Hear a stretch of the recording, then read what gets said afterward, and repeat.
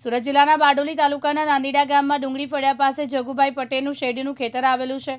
જગુભાઈ સવારે ખેતરમાં પાણી પીવડાવવા માટે મોટર ચાલુ કરી હતી, પરંતુ પાણીની પાઇપલાઇનમાંથી પાણી ઓછું આવતાની પાઇપલાઇનમાં તપાસ કરતા અજગર જોવા મળ્યો।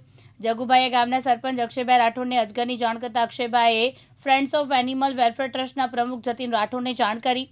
જતીન રાઠોડે ટીમના સભ્ય કિરણ રાઠોડને નાંદીડા ગામે મોકલતા પાણીની પાઇપલાઇન તોડી 1 કલાકની ભારે જહેમત બાદ 10 ફૂટ લાંબો અને આશરે 47 કિલોગ્રામ વજન ધરાવતા અજગરને સહી સલામત રીતે બચાવ કાર્ય કર્યું।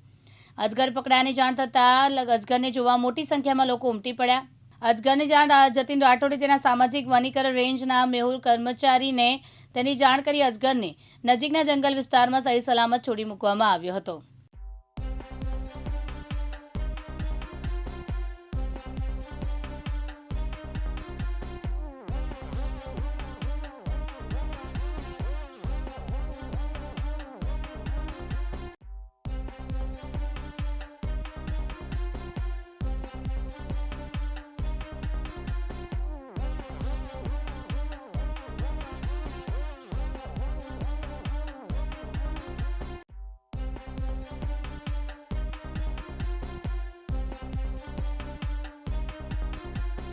रमेश खंबाती, दिव्यांग न्यूज़, बारडोली, सूरत।